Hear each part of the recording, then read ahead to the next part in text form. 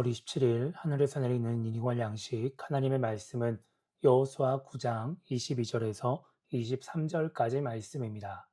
여호수아가 그들을 불러다가 말하여 이르되 너희가 우리 가운데에 거주하면서 어찌하여 심히 먼 곳에서 왔다고 하여 우리를 속였느냐. 그러므로 너희가 저주를 받나니 너희가 대르리어 종이 되어 다 내 하나님의 집을 위하여 나무를 패며 물을 기는 자가 되리라 하니. 아멘. 오늘 우리가 읽은 말씀은 여호수아의 모습을 기록하고 있습니다. 어제 우리가 살펴본 것처럼 기브온을 공격하지 못하고 그로 인해서 이스라엘 자손들의 원망을 듣자 여호수아는 기브온에서 온 사람들을 불러서 나무랍니다. 가나안 땅에 살면서 왜 먼 곳에서 왔다고 우리를 속였냐고 나무라는 것입니다. 그리고 그들을 저주하면서 기브온 사람들이 대를 이어서 이스라엘의 종이 될 것이라고, 하나님의 집을 위해 나무를 패며 물을 깃는 자가 될 것이라고 말을 합니다. 이 말을 들은 기브온 사람들은 하나님께서 가나안 땅의 모든 사람을 죽이라고 말씀하신 것을 알고 있다고, 그래서 목숨을 잃을까 봐 두려워서 이렇게 했다고 말을 합니다. 그리고 자신들의 처분은 이스라엘의 손에 달려 있으니까 원하는 대로 하라고 말합니다. 그래서 26절은 여호수아가 그들을 이스라엘 자손의 손에서 건져서 죽이지 못하겠다라고 말씀하고, 27절은 여호수아가 그들을, 이스라엘 자손들을 위해 여호와의 제단을 위해 나무를 패며 물을 기는 자로 삼았다고 말씀하고 있습니다. 27절은 어제 우리가 살펴봤던 21절과 비슷한 말씀이지만 주어가 다르게 나옵니다. 21절은 주어를 족장들로 기록하면서 족장들의 책임을 이야기하고 있고, 27절은 여호수아를 주어로 이야기하면서 여호수아의 책임을 기록하고 있습니다. 오늘 말씀을 통해 우리가 생각해 봐야 하는 것은 여호수아의 태도입니다. 여호수아는 하나님이 세우신 이스라엘의 지도자입니다. 이렇든 저렇든 모든 결정의 책임은 여호수아에게 있습니다. 이것이 지도자의 책임입니다.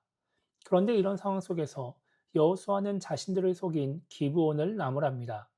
기브온 사람들이 자신을 그리고 족장들을 속였기 때문에 이스라엘 자손들이 하나님의 말씀을 어기게 되었고 손해를 보게 되었다고 생각하는 것입니다.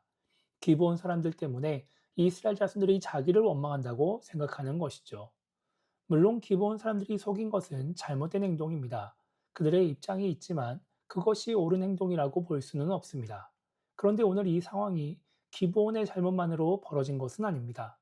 성경은 분명히 하나님께 묻지 않았음을 기록하고 있습니다. 이 말은 하나님께 물어봤으면 하나님이 알려주시면서 이런 일이 벌어지지 않았을 거라는 말입니다. 물어보지 않은 여호수아와 족장들의 잘못이 있다는 것이죠. 그런데 여호수아는 자신의 잘못을 생각하지 않습니다. 그래서 잘못을 인정하지 않습니다. 그러면 어떻게 될까요? 같은 잘못을 반복하게 됩니다. 똑같은 문제가 계속해서 발생할 수 있다라는 것입니다. 많은 신앙인들이 회개를 그저 하나님께 죄를 용서받기 위한 일로 생각을 합니다. 내 잘못을 인정해야 용서해 주시니까 그래야 회개를 해야 된다고 생각하는 것이죠. 그런데 회개는 단지 자신의 잘못을 인정하는 것이 아니라 그 잘못에서 돌이키는 행동을 의미합니다. 그래서 회개는 회개하는 사람으로 하여금 같은 잘못을 반복하지 않게 만듭니다. 무엇이 잘못인지를 알게 하고 그 행동을 하지 않도록 하는 것입니다. 물론 그렇게 잘못을 깨닫고 회개를 해도 우리 인간은 연약하기 때문에 또 잘못된 행동을 하게 됩니다. 같은 잘못을 반복할 때도 많이 있습니다. 그런데 회개도 하지 않으면 어떻게 될까요? 잘못이 잘못인지 모르게 되고 그렇기 때문에 계속해서 더 많은 잘못된 행동을 하게 될 것입니다.